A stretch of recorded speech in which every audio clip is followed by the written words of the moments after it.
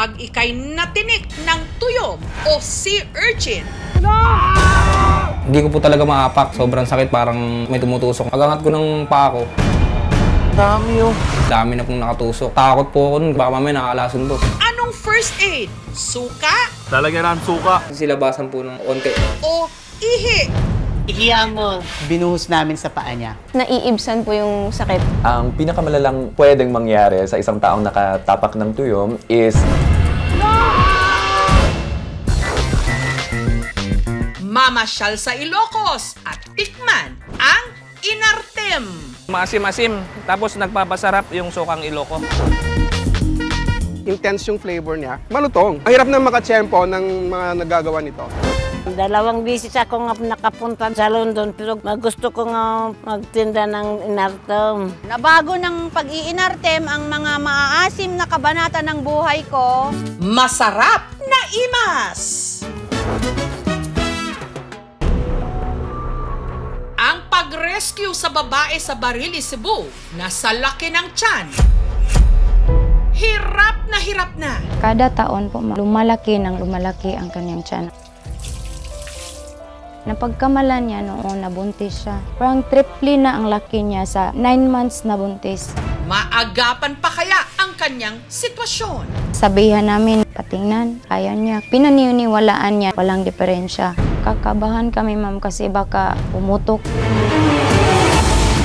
Relax ra jud ta. Dili sa lagi.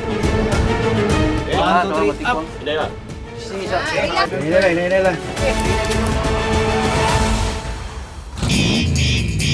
Ang pinapangarap na dream car. Mapapasayo basta't hindi ka bibitaw. Kaya mo? Sabi po nung bunso ko, Mama, sumali ka na doon, kaya mo yan. Malay mo, magkameron tayo ng bagong sasakyan. Ayaw, umayaw na. Lalong lumalakas yung loob ko kasi kumukunti na yung kakompetensya ko. Sabi ko, nandun na kami eh. Kakayanin ko na to.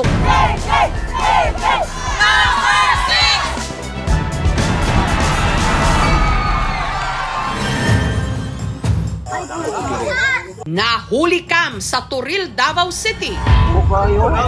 All black siya, dako jud kayo siya. Di mo na tao? Nagalutaw siya, mura siya guwak-guwak.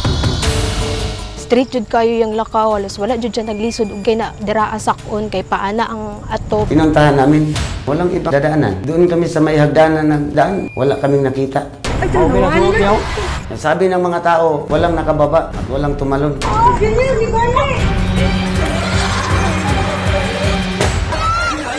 Di mo na tao? Ang mga may problema sa pandinig.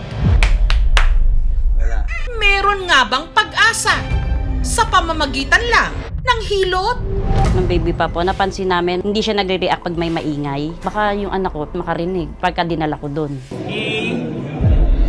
Nagulat siya na may narinig siya. Yung reaction niya, priceless eh. 100% ako naniniwala. Lumakas ng konti.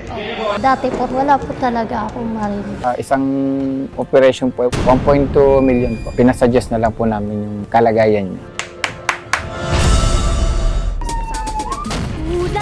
That was rap. Ito ang Tacloban na dinatnan namin. Isang masamang panaginip. I survived! Ganda ng driver ko. Hindi